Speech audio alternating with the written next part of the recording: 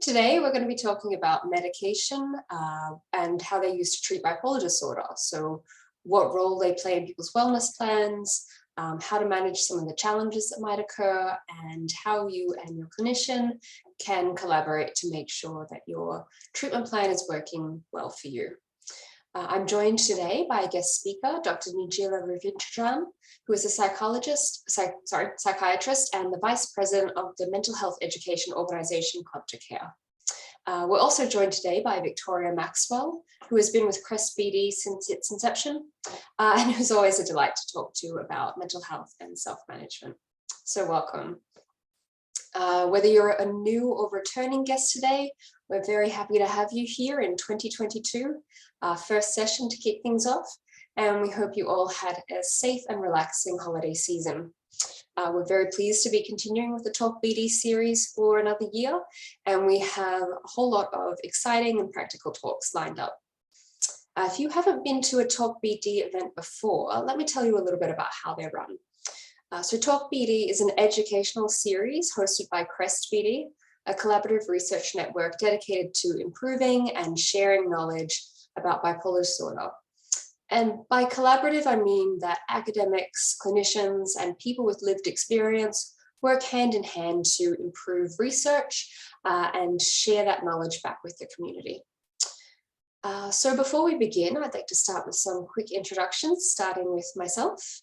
So I am a researcher at the University of British Columbia, working with the CREST-BD team to build and evaluate a new self-management app to help people with bipolar disorder optimize their quality of life.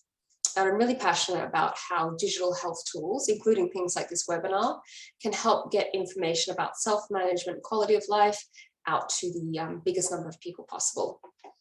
And here at CREST-BD, we like to practice what we preach about work-life balance. So I'll also be asking our presenters to share one thing that they do that's not related to work that helps them manage their well-being. So personally, with the icy roads and rain in Vancouver, I'm finding it a little bit tough to get in my usual exercise, whether that was running or hiking. So I'm having to be a little bit more creative at the moment. So instead, I'm trying to pick up Pilates and yoga, and I'm also making sure I set aside some creative recharge time for hobbies like drawing. So I'll now pass the microphone to Nigila to introduce herself. We'd love to hear about where you work, how you've been involved with CREST-BD, and one thing you do to relax in your downtime. Yeah. Hi, good afternoon, everyone. Though it is a bright morning for me, I'm from Singapore, from Asia. So I'm really on the other part of the world for many of you who are joining from North America and from different parts of the world. And it is Thursday for me already.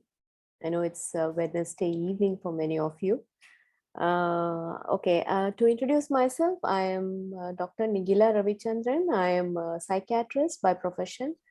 And so it's a medical profession, and I have been in psychiatry for about 20 years now. I work in the Institute of Mental Health in Singapore, and I have done some stints in other general hospitals, but Institute of Mental Health is like kind of dedicated, and it is an organization for people with various forms of mental illness. So we see the whole spectrum of mental health conditions. People come to us. So there are people even coming to us to just ask, like, to see whether they have possibly any kind of mental health condition which can be helped and treated early. So it's like very heartening to see people coming very early. And so I mainly work with people with many general health conditions, general mental health conditions, but there is also a focus on mood disorders and bipolar disorders. And how I came into CREST-BD is quite interesting. I used to work together with Caden, who is with UBC and CREST-BD. And we were great friends then. We worked together in the same ward, and it was an inpatient ward I was looking after at the time. And so we got to continue our long distance friendship. And I visited UBC when there was an opportunity for me about 2-3 years ago. And that's where I got to meet Erin and Jill Murphy. So I got invited to the AMA discussion last year. So I've been associated with CresBD for probably slightly under a year now. And it has been quite interesting. I've attended some of the talks conducted by CresBD, talkBD, and it is quite interesting. So it's good to be part of it now, good to be talking about the experiences with bipolar. And I think the focus on today's talk will be on medications and treatment. It's a big topic, but we'll try to see how we can pack it into like the discussion during this time together with Victoria. What I do out of work is like, okay, one of the things I love to do is sleep. Yes, I do that whenever I get a time, because I work in the emergency department of psychiatry now. So it can be quite packed. It can be quite taxing sometimes. So sleep is one thing I do. The other thing I do is like cooking. I'm not, I won't say I'm like a cook of a chef range, but I like to experiment with cooking. And so it actually takes my stress off. It's a great stress buster for me. The third thing I do is like, I like to chat with people. I like to talk, not on medications, not on health conditions, but just, you know, the casual chat you have with friends. I have friends from all over the world. So it's like, again, deciding on what is the best time to call this person, which part of the world this person is in. So what is the best time to call? So that itself is quite interesting. And then I pick up the phone and send a text message saying, can we have a chat? And then we go on for a while. So that's something I do to unwind in a way. Thank you. That sounds very well-rounded. Yes. Victoria, any of our viewers will be familiar with you, but we'd love to have you introduce yourself to anyone new. Thanks. Yeah, welcome everybody. It's great. I've just noticed everybody, there's people from all over the world. It's wonderful. I am a person with lived experience. I have been diagnosed with bipolar disorder and anxiety and psychosis and disordered eating. Those of you who have seen previous talkBDs know a little bit about my background. I'm a mental health speaker. My background originally was in acting. So I perform one-person shows at conferences and community events when I'm not working as a peer researcher with CREST. And what I do for downtime, well, Nigila sort of said some of the things I do. I love cooking. I really find it's a way of unwinding, experimenting and things like that. And I love reading. So I always look forward to sort of having an hour at night or half an hour, depends on how much I can stay awake before the book starts to drop. And the other thing too is that I'm picking up doing energy work again, which I did years and years ago. So I'm taking a couple of online courses about energy work, which I'm really enjoying too. And that's about it. Thank you, Victoria. Yes, I've also suffered a couple of book to the face related injuries late at night when you fall asleep. We also have behind the scenes helpers Caden and Laura in the chat and on my Facebook page.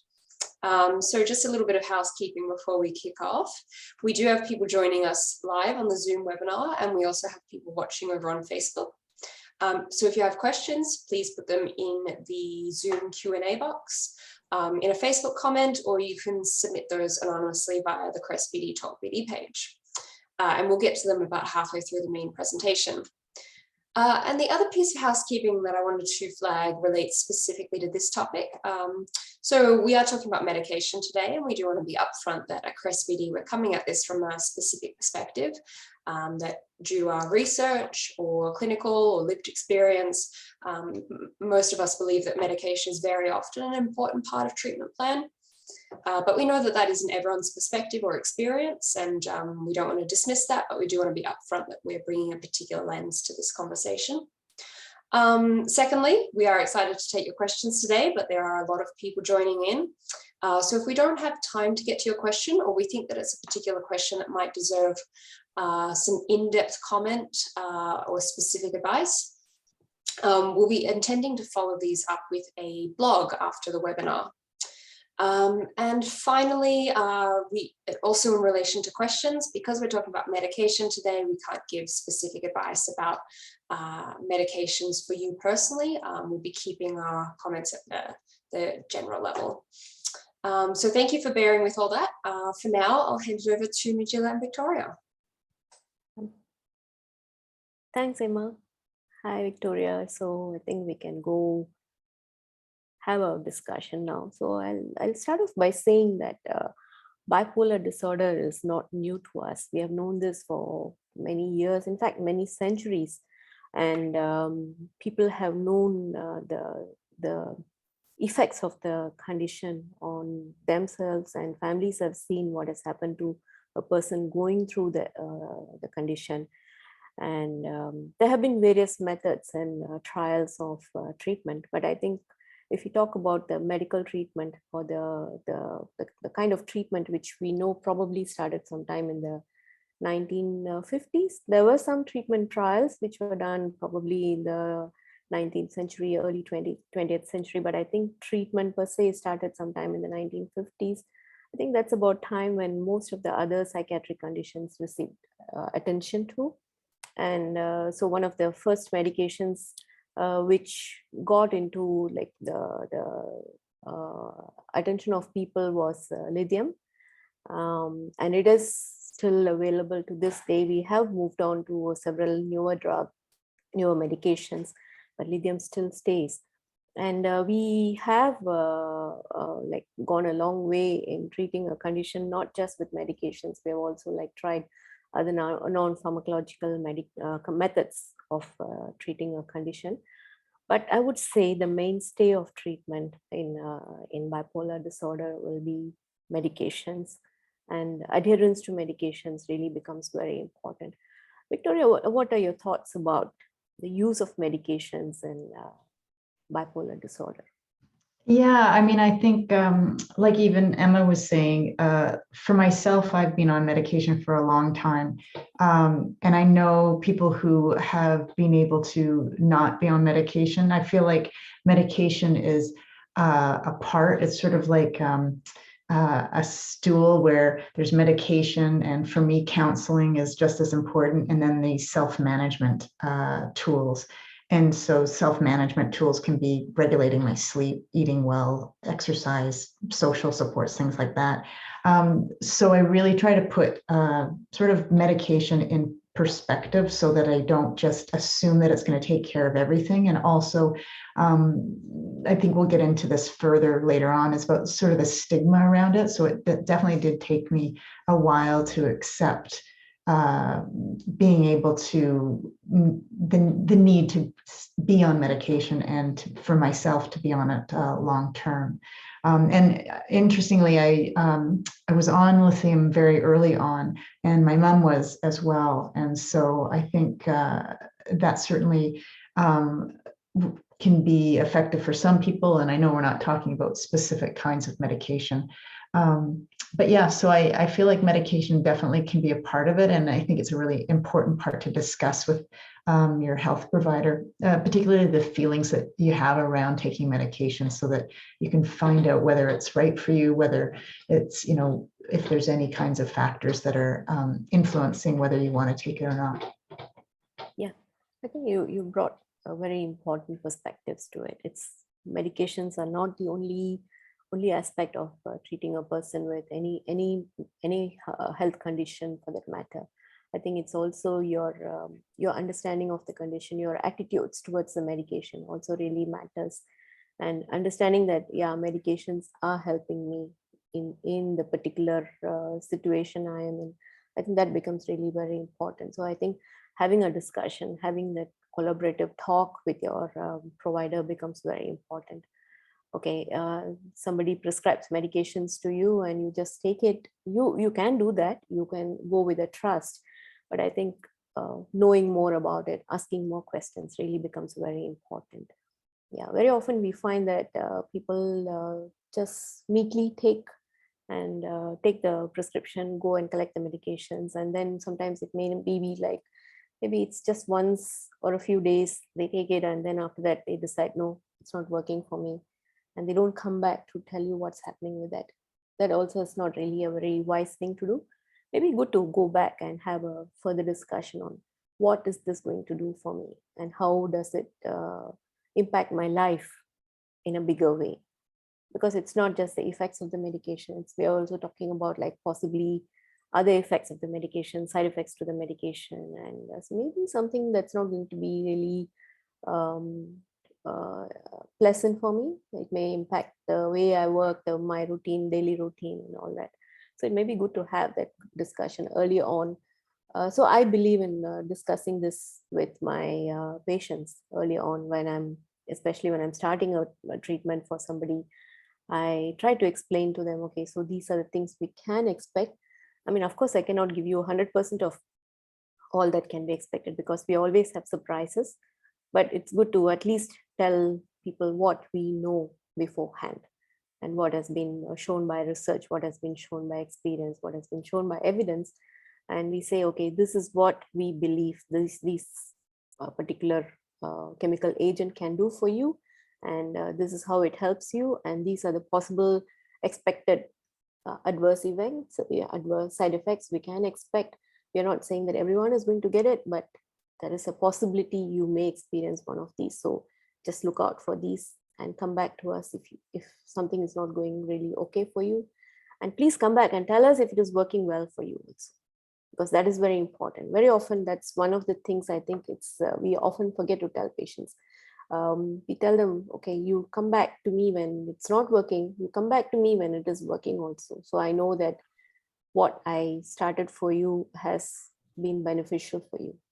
Yeah, I think that's really important too, because I know early on for myself, I was taking medication and I got to a certain point where the manias had stopped, but the depression was still quite moderate. And my dad actually said, this isn't as good as it can get, but I sort of really thought it was. And so I wasn't going to say anything. And it was really important to have somebody that could help advocate for me, to have that discussion around that, and I guess this is something that I encourage people, that it's sometimes a trade-off. There's side effects, but if the side effects interfere so much with your quality of life, it's worth really making it really clear that this isn't okay. There's got to be something that can be done. I know in some cases there can be treatment-resistant illnesses and conditions that make it very difficult to do that. But being able to really either advocate for yourself or have someone who can help advocate for you, because I, at the time, wasn't in a position to do that. And then when I did, we were able to make some adjustments, and that really made a huge difference. Yeah, I think that's really very important. And when we talk about treatment, when we talk about uses of medications, we often forget to tell people that it's not that you have a range of symptoms, you have a conundrum of symptoms or signs, and not all of them is going to go away at the same time. Not all of them is going to vanish or reduce at the same time. So there may be different time periods when you might be seeing the changes in you. So you might have seen changes happening in you when at the onset of the illness. It may not have been like sudden. Similarly, the changes that happen after you start treatment also are not going to be sudden. You're not just going to snap out of it like that. So one of the things I think people might see early on is the changes in sleep. And one of the things that happens earlier on in a person with bipolar disorder is also the sleep changes, the lack of sleep or the decreased need for sleep. And it may not be realized by the person himself or herself. The individual might carry on in life believing that they are able to do things the way they are doing. And that might be what is noticed by people around them. That might be what is causing the distress to people around them. And so sleep is one of the things that gets more affected most. And fortunately, sleep is one of the things that gets treated early on in treatment also. When we start a person on medications, be it mood stabilizers or antidepressants, one of the things we look into is possibly like making the sleep better. And oftentimes what we do is, like, I'm quite liberal with people when they have sleep problems. I give them sleep medications, benzodiazepines, or any other form of sleep aids, which will help them to sleep. Because I believe in, especially in a mood disorder, both in depression as well as in bipolar disorder, getting the sleep in order really works very well for the person. Because once you get the sleep organized, the rest of it can actually fall into place much easier. So I have seen that when I have treated the person for an adequate period, when I talk about adequate period, I talk about at least 1 to 2 weeks of proper sleep. And when the person has slept well, you're able to really like work on other things with them, because they are able to sit down and talk to you better. They are able to like organize their thoughts better, because they have had a good night's sleep or have had like a few nights of good sleep, and they come back, they're able to talk more about like what they want to do further on in terms of treatment. Yeah. And the second thing I also noticed, Victoria, I think that was a very interesting point you brought about, was like the mania seems to improve quicker than the depression, because I think the depression takes slightly longer, especially when you are going through both phases of bipolar, when your mood seems to go up and down. I think the elated mood or the hypomania seems to get addressed faster. It gets better first, and then the depression takes pretty long to get better. So that's when we have to decide on whether the same line of treatment we are using is going to be enough, or we're going to be using other forms of treatment along with the medication. So if often we will see that people on treatment for bipolar are not necessarily on one medication, at least in the beginning of their treatment, it may be at least a range of medication, at least 2 or 3 medications to start with. And then as we go along, we can decide, okay, which one we need to keep, which one we need to keep for maintenance, and which one we can possibly reduce or take away. So I think that's very important. And it's a very valid thing you told us. It's like, yes, we see sleep, mania improving slightly earlier in the course of treatment than the depression itself. Yeah. Anything else you would like to provide highlights on, like this? What seems to keep going on taking the medications? What would be something that would spur you on to keep on the medications? Well, probably because when I tried to go off them, I went into either a deep depression or a mania, because it definitely there. And a lot of it, what I found, and still today, less so. There's still some small sort of leftover bits of internalized stigma about being on medication. And maybe if I had another physical illness, I would have similar kinds of misgivings about being on medication. But I also joke that, we have an illness that affects the most complex organ in our body, the brain. And so to have medication for that makes sense if, you're trying to, write something that's sort of going a little wonky in the brain. And so a lot of times for me, I've had to really have just conversations about why do I think, what are the reasons why I have stigma around taking medication, which a lot of times it can be because I feel like, well, if psychotherapy helps, then shouldn't it mean that I should just be able to do all the therapy in the world, and that will get my mood and my thinking, cognition, CBT right, so then my mood will change. But I had a really good psychiatrist at one point talk about the biological barrier, that sometimes when you, certainly at certain points in an illness, it gets so severe that it doesn't matter what you do, that you will need to have some kind of medication sort of kickstart. And so it's been experience. It's been being able to reduce medication to a certain point and then thinking, okay, well, maybe I can actually go off it. And then recognizing that the quality of my life goes down. And I think one of the other things that keeps me willing to stay on medication is finding a medication that really does allow me to have a good quality of life with the least amount of side effects.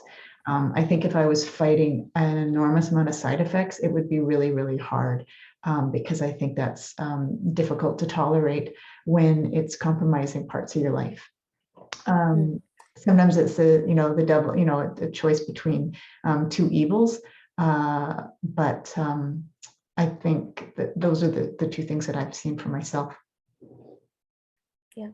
I think that I fully agree with you, Victoria, on that, and I would agree with many of my patients also. I had one lady who was very willing to take medications. Naturally, she was put on antipsychotics because she was very young, and the option of mood stabilizers was kind of discussed and withheld. And we put her on antipsychotics. We saw great improvement in her symptoms. Her mania improved, even her depressive symptoms improved to a great extent. But what was happening on the flip side was that she was putting on weight. She was gaining weight, and it was really not very sightly, especially for her who was particular about her appearance, not in the vain way, but she was quite conscious of how she looked, what her appearance was. And it was like noticeably she was putting on flaps and weight around her body, and people were asking her questions. And so, like I said, there is already a stigma to being on medications for long term, and this was not really helping. And so she came back to discuss, can I go off this medication? So this is often a question that many people ask us, can I go off medications? So I think then we had like another long discussion on like maybe what the alternatives we could go for. So we discussed alternatives. We went for another alternative, which could be again not really like compromising on the weight. But what happened was she took it for a few weeks and she came back because this medication caused newer side effects for her, caused a lot of anxiety, caused a lot of restlessness. So we had to like start balancing it out again. So we decided on going on a combination of low dose of antipsychotics and low dose of mood stabilizers. And at the time, it was like a kind of risk we were taking because she was not on any relationship. She was not planning on any family at the time. So we could take that risk. But again, back of my mind, I was always thinking, is that the right thing I'm doing? Is that the right thing I'm doing for her? So it was balancing it out. You see, I couldn't put her on antidepressants because she would go into phases of depression very soon. But I couldn't put her on antidepressants because we had seen the switch to the hypomania or mania very quickly in her. So we had to be careful about like what we were using. So it's a very, very fine balance. It's like walking on a tightrope. And so it means that we do like closer reviews, more discussions, and have a discussion together with the pharmacist and her other family members also, like to be able to watch out and like signal to us like if there is something not going really very well. And so I think that becomes very important also. Involving family, I feel, is really, really very important because the support that you get is awesome. They are able to see certain things which you may not be able to see because you are a clinician. You're going to see the patient maybe like once in 2 weeks, once in a month, or maybe even longer. And the patient may or may not recognize certain things. They may not be able to identify the subtle changes that happen in them. But having a family member around, at least one family member who's able to monitor them and bring out the changes, I think that becomes really very important. Yeah, so she was fortunate. She had her mother to watch out. And so we were able to work around it. And then after like many months of like many trials and errors, she finally settled down. Yeah, but it was a struggle for her. Yes, I can remember that. I can also remember another patient who was like, he actually liked his hypomanic phases. He didn't like his depressed phases because if he didn't feel hypomanic, he would go into depression. So when he was feeling the energy, he would actually do very well at his work. He was actually quite a high flyer at his work, and he would do really, really well at his work. And when there was not enough work to do, especially end of year, there were less projects and less amount of work expected of him. He would really go into phases of depression. He would become even suicidal at that time. So to keep that energy on, then he started finding ways to keep the energy going. So he devised certain plans for himself with the family to go on holidays, to like, spend time with the kids. And the kids were really quite demanding. So I think that kept him going. But again, it was a fine balance between deciding on medications, what would work for this person, because he was clear he didn't want certain medications, he didn't want certain groups of medications, he didn't want antidepressants at all. And he would go into phases of depression very often. So it was either mood stabilizers or antipsychotics. And so we had to balance between the two of them. And again, it was many months struggle. And finally we reached a point where it was like, okay, it was Tricky balance. comfortable for all of us. Yeah. Victoria, any final thoughts on how to approach that conversation about this kind of creative risk taking before we move into questions? Only that wanting to let people know in my own experience that medication where I thought was going to really dampen my creativity, it actually didn't, because it allowed me to become more stable over time. So it was actually I was able to actually be more creative, more productively, more frequently, in a more sustained way. And that was a really new experience for me, because I really had been under the impression that it was going to really be detrimental. And I think if you feel it is, if you are missing that creative spark or those sort of hypomanic experiences, what I often have to ask myself is, what am I not doing in my life that typically brings me joy? And I'm not talking about if you're in a depressed state, but if you're generally at a decent baseline, instead of trying to recreate that hypomanic phase, looking at other things that bring me joy, and then it sort of starts to rekindle that. And yeah, so that's what's helped me. Thank you both for that conversation. It was really fascinating to hear the kind of decision-making process and what both a psychiatrist and somebody who's then taking that medication might want to consider in making those decisions, and how the ideal relationship really does seem to be where both parties are getting to talk about their own values and priorities, and working together to figure out how to best balance that. So thank you. We have a lot of questions, so I'm going to move into those and we'll get through as many as we can. The first question, and one that we have gotten a lot in a lot of different forms, is, can I ever go medication free? And I think related to that, when is the right time to start talking to my doctor about tapering off? So I'll ask Nigila your thoughts on that first. Okay, I think Victoria brought that up a little earlier on, and I had touched on it also earlier on. If somebody asked me directly, like, can I ever go medication free, I would be careful in answering that question. There have been trials, there have been people who have gone off medications completely and have stayed without medications probably for months or sometimes even years. But if you ask me as a clinician, can I go off medications? I would be really like, I will want to know what, I will have a set of questions to ask you. Why do you want to go off medications? So what is the difficulty you are having with your current medications? What are some of the things I can address at this point of time before we decide on whether we completely take you off medications, and whether this is beneficial for you or this is not benefiting you in the first place. If it is not benefiting you, then we have other alternatives for you. Are we going to continue the other alternatives for you? And whether we are going to like go off medications completely, and whether we are only going to rely on non-pharmacological methods of managing you, like pharmacotherapy or psychotherapy or other forms of therapy.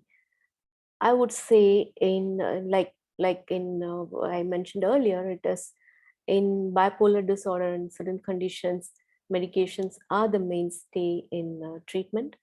Pharmacotherapy is the mainstay. Psychotherapy, social therapy, other forms of supportive therapy are kind of complementary. They come as supplements. They work together. They work very well in combination. There have been trials I've allowed people to go, like personally what I've tried with some of my individual patients is that when they have like made up a mind, they have like decided, okay, I'm going to be off medications. I've respected the decision. The only thing what I would tell them is like, okay, it's kind of like a condition I lay down for them and say that, okay, you go off medications, you have somebody to monitor and see what happens to you during this period of time. You see how your functioning goes during this period of time. And you please come back to me maybe like 6 months later and tell me what is happening. Whether things have been going as expected for you, whether there's been any big change in your life, whether there have been any form of distress happening in your life, whether there has been any big difficulty that has happened in your life, or you have been able to carry on life without any problems. And it's not just the individual telling me, it's not that I don't trust the individual, but it's also like I said, there is always a point of view, there's always a perspective when somebody else sees the person. And if this is a person who knows this individual well, it really means a lot. So the other person also gives me that corroborative information to say that, yeah, things have been going well. So I think the maximum I have tried without medications probably is about a year, but longer than that, no, because at some point of time, I think there is like some form of difficulty or change that happens. Either the sleep gets affected or the mood gets affected to a certain extent, and the person comes back and says, no, I think I should go back on medication. Yeah. So I know what maybe short periods of time. Yes, Victoria. Yeah, no, and I was just going to say, and one of the questions was about sort of when to look at that. And for me, when I started looking at least tapering off or reducing anyway the amount, was when I really had a good sense of the self-management tools that worked for me, when I had a solid relationship and had done sort of psychotherapy. So I had all those things in place, and where there was a lot of stability in my life. And so, and my mood had been stable for quite a while, so that I knew that some of the things I was doing was really, it wasn't just the medication. And then, like you were saying, Nigila, monitoring the effects. So going into it like a research project. So sort of saying, okay, so we're going to reduce it this much, and in 2 weeks or in a month, let's see what's happening, and then continue to do that, and just be really as sort of objective as I can be, without sort of my emotional baggage of what I really want, which is to be medication free, or at the time it was. Thank you. 6 months is a good gauge, because you have if you start a new job, or if you're starting some new project or something, you want to see the outcomes, you want to measure the outcomes. It takes about 4 to 6 months to see the effects. So I would say 6 months is a reasonable enough time to see what changes happen in your life. And if you think, yeah, things are going well, yes, please carry on. If not, please come back to us. That's my rationale of like telling people, okay, 6 months, come back to me. Yeah. Thank you both. That sounds like having a plan, collaborative plan in place, making sure that you know what the other pillars of the other chair legs are, as Victoria put it earlier, are in place, and that you do treat it like that science experiment, kind of taking that data, your own perspective, other people's, and see how things are going. We have a question about side effects. So what advice do you have for someone with treatment-resistant bipolar disorder who is also very sensitive to the side effects of treatment? So what kinds of strategies can you try to help somebody manage the side effects when all the medications that they're taking seem to come with some kind of downside? Okay, maybe I can take that question. Yeah, so I can understand it as when you have side effects to medication, you're taking medications in good faith, you trust that this is going to help you. But like we said earlier, because these are chemical products, so there can be side effects. Your body may or may not accept certain medications, certain drugs. So what we usually try to do is like we look at the range of side effects that happen with the person. There are certain side effects which would mean that you cannot continue certain medications for certain people. So we may have to go look for alternatives for these people. There are certain side effects which can be treated. There are medications to treat side effects. So that can be an option. If that doesn't work, then go for alternatives. If that is not an option, you don't have an alternative, and that's not suiting you, the alternative is not really as effective as the primary medication was, then we have suggested like reducing the dose. That's one option, or dividing the dose throughout the day instead of taking like all at one go. Like most of the medications are given at night for most of the psychiatric conditions, especially in bipolar.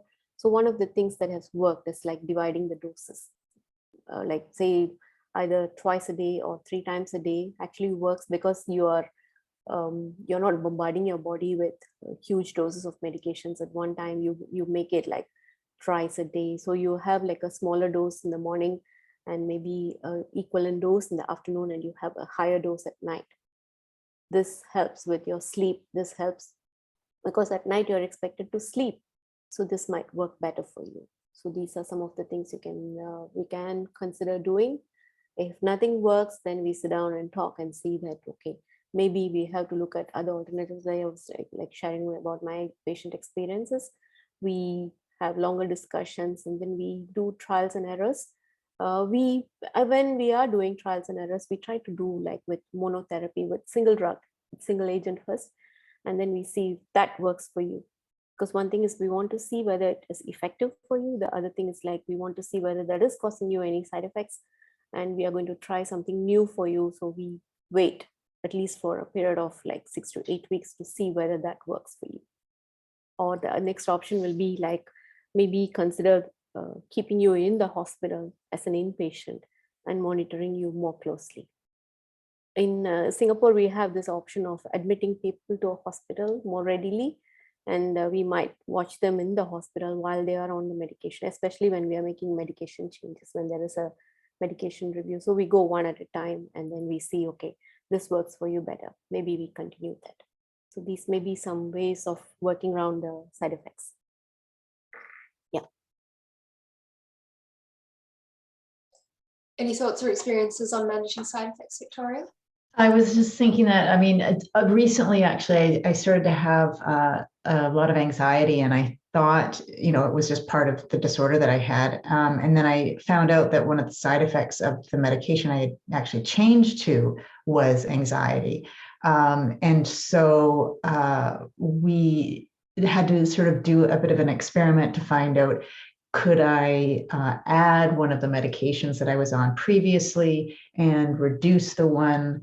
And so it was sort of, it's almost like allergy testing, where you have to eliminate certain things before you can find out which ones are actually the ones causing the issue. So we're sort of in that process right now. And so I can say that, you know, it's a bit frustrating at times because it takes time before you sort of start to see, you know, where you can actually figure out what's going on. But it's been helpful to work with my psychiatrist to sort of recognize that, okay, some of this actually could be due to a side effect, and then looking at other ones that we can try that might not have that same kind of side effect. So it gave me a bit of hope that way. So it sounds like being aware, Victoria, of the possible side effects that could come with that medication really helped you be alert to what might be happening and the reasons for it. And then both of you emphasized that need for creative problem solving and experimentation in figuring out what works well for you. Okay, our next question relates to some of those kind of risks that might come with tapering off medication. Bipolar disorder 1, I've only ever had psychosis once in my life, and this was many years ago, but I'm still being prescribed antipsychotics to this day. Despite it being lowered to a very low dose now, almost all the side effects that I have are from these antipsychotics. They say if I stop taking these medications that my psychosis will come back. How often does this happen in reality? I feel that my doctors are just trying to play it safe. I would agree that doctors try to play it safe because we don't want to see a patient falling sick. We would rather have them be safe on medication. So one of the things we look at is the safety, and we are not looking at the safety of like the individual, not just the risk. It's also the risk of like you falling sick again, you going through the same suffering again, you going through the same distress again. So if you can avoid it why not? Why don't we keep you on medication? So if you ask me, my personal choice for anybody who asks me if I can completely take off medication, well, I would say better to be on a very, very low dose of medication. It's like, sometimes I feel like telling them, I mean, I don't know if I've told that to anyone, but it's like they're asking somebody, okay, can I go off food completely? You won't, right? So it's like, I would say, yeah, maybe you can go on days when you want to like skip some meals or maybe go on fasting or try a diet or something. Once in a while is okay, but maybe not try it for too long because that's something essential for you. Similarly, for certain health conditions, medications are essential. And if you have to be like only on a very, very low dose of medication, I would say it's better to be on that low dose and keep your condition stable, because sometimes we have seen that the balance tipping very, very quickly, very fast. I remember, like, this is not a patient with psychosis, not with a patient with bipolar, it was a patient with psychosis. He was on a very, very small dose. We would call it like really, really a very tiny dose of medication for many years. And at some point, a family member came and asked us, okay, this medication I only see he's taking only like half the tablet for, I think, almost like 10 years now. Can we stop the medication? So I had some misgivings about it. Then we talked about it. I asked the patient. Patient was like okay with either way because he had been on this popping the pill for like so many years. But he also wanted to respect his family members' wish. So he said, okay, I will stop the medication for a couple of weeks and see what happens. In 2 weeks' time, the patient came back in a full relapse to us. So even that small dose was kind of like gatekeeping. It was like kind of holding the floodgates for the person. So I think it became harder for us to treat the person after that because he came in a full relapse. It was quite a shock for all of us also.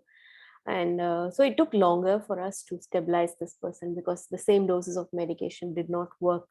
And we had to go for like higher doses, and then we had to do like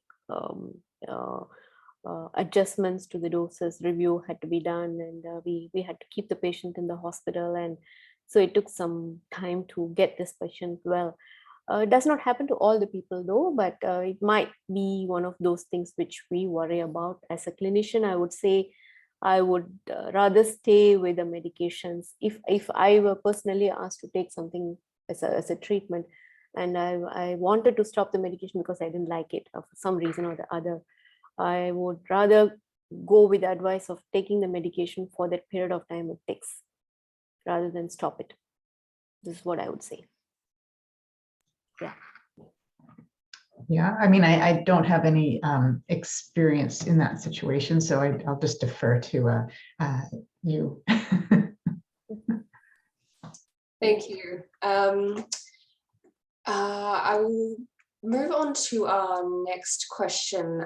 This is about some of the common advice, or maybe not advice, but instructions that people are given when taking medication, and particularly combining with other substances.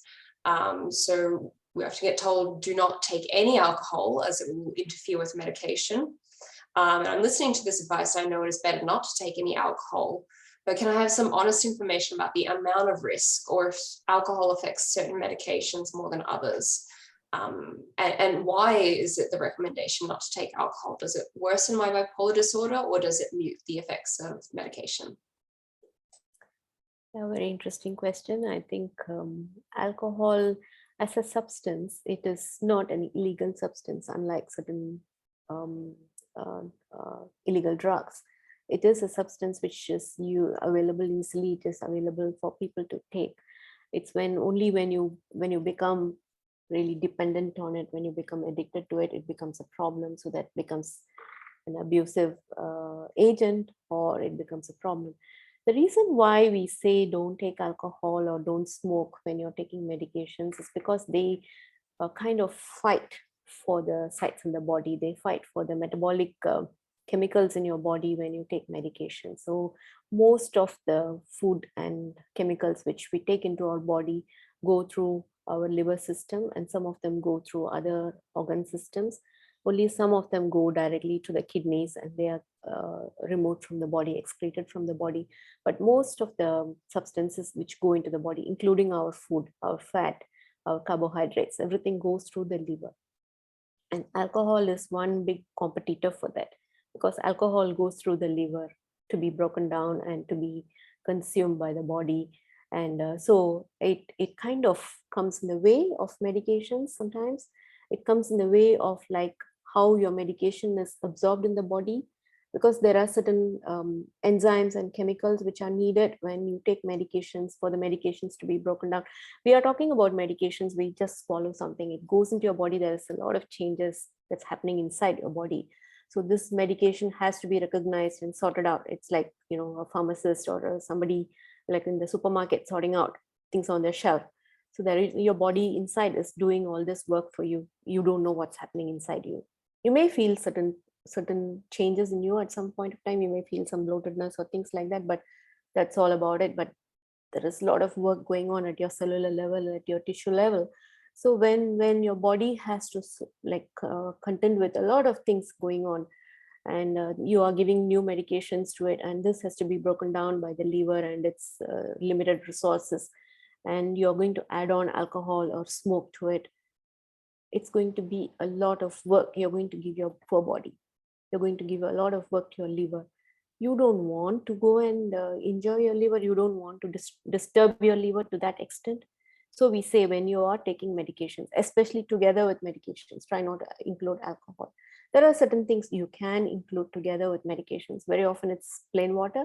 Sometimes it can be milk or coffee or some beverages which you may prefer, because there are some people who don't like to swallow medications with water, but that's about it. So it's preferably medications are taken together with water. Preferably medications are taken after a meal, because you don't want to hurt your tummy, your stomach to a great extent. But the reason for alcohol is because alcohol competes with so many other agents which go into your body, and it kind of fights for the space in the liver. So we try to be kind to the liver. That's why we say maybe don't take alcohol during the period you're taking medications. Yeah, but if you choose to, it's your personal choice, but there will be possible effects together with alcohol. So that's why we say no. Smoking, yes, I don't think the question was about smoking, but I'm just answering that question also because the nicotine and other chemicals in the smoke actually do interfere with certain brain chemicals, and they can interfere with the way the medications are taken, and they can also interfere in the way that your good chemicals in the brain work. So that's why we say maybe reduce smoking, maybe reduce alcohol intake during the period you're taking medications for psychiatric conditions. That's interesting. It's the first time that I've heard it explained so clearly that way. And I make the personal choice where I do drink occasionally, but not very frequently. And when I do find that if I have drank, whether it's too much or I don't know what the factors are necessarily, is that oftentimes I'll have, I guess they call it anxiety, where you have like a anxiety hangover, or a hangover that has a anxiety. And it's not necessarily even when I drank that much at all. So I have to be, I think, really mindful about it, and I make sort of deliberate choices. So it's not something that I just do really casually. Just because otherwise I find that symptoms can be exacerbated for sure. Yeah. Thank you. I think that's a really great question to have answered, because we do see that warning on pretty much every medication, and it naturally people have the question of, well, how much is the risk really? So it was really fascinating to have that explained so clearly. Our final question, and I will ask you to keep your responses as brief as manageable, so we can move into wrapping up and presenting our resources, relates to, I think, a common question that people have about medications and who they are as a person, which I think, Victoria, you brought up earlier. So I had a manic episode last March, and it was very severe. I was hospitalized for several months. After my hospitalization and the manic episode, I think I've fallen into a severe depressive episode. What is interesting is that I feel like I've lost my personality and I'm not the same person I was prior to the manic episode. And I've developed some anhedonia and I don't really enjoy my usual activities as much. I'm wondering if these symptoms are from the medication I'm on. Will things get better and will my personality come back? Victoria should be able to answer this better than me. Yeah. Sure. I would love to jump in. I can completely relate to what you're saying. Part of what I found was that that low mood and not being interested in anything was sort of the downside of the upside. And so it was sort of just the I don't know if I want to call it the natural part of what the cycle that I often would go through. And what I did find was that there have been times where the medication that I was taking, definitely that was actually flattening my emotions and it was flattening my affect. And that's where I needed to find an alternative kind of medication. But what I discovered was that when I found the right medication, that my personality that I was familiar with came right back. So I felt like I equate it to like feeling like I was living under a wet sleeping bag or something. And then all of a sudden that wet sleeping bag came off. It might've been gradually that it was taken off. And then all of a sudden I felt like I was in sort of on a sunny day. So I can say that your personality definitely comes back. Unfortunately, it's sometimes a trial and error, and you have to sort of have a good relationship with your clinician. But for myself, I found it very possible. And it's been really possible with having good supports around me so that when I was losing hope, they were able to hold hope for me. Thank you. Nigila, any final thoughts on that question? Yeah, I fully agree with Victoria. I don't know whether the personality returns, because we always talk about like what happens to the person prior to like the onset of a bipolar condition. But I think when we start treatment, the intention is and the hope is that the person is able to return to function as much as possible. So we don't really like focus on the personality of the person, but we try to return the person to their ability to function, return their confidence to whatever extent possible. So if like say the sleep improves, your mood improves, and you're able to go back to like what you were interested in earlier on, you were able to go back to your family and your family is able to accept you as you have come back, I think that becomes important. Yeah. Thank you so much to both of you for taking the time. I will move into our resources now, but I did want to pause for a moment and say, I think it's really fantastic that we've been able to have this forum. Not everyone is fortunate to have, this kind of supportive relationship with their treating team. And I think it's great to have this kind of space where we can ask the questions that you might be afraid to ask and really get a sensitive and nuanced and informative response. So thank you very much to both of you.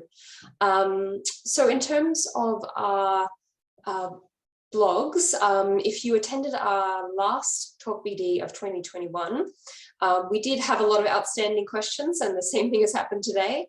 We did follow that up with a blog. So the top 10 questions were answered about psychedelics and bipolar disorder. And we do recommend that you check that out because it was a really fantastic event.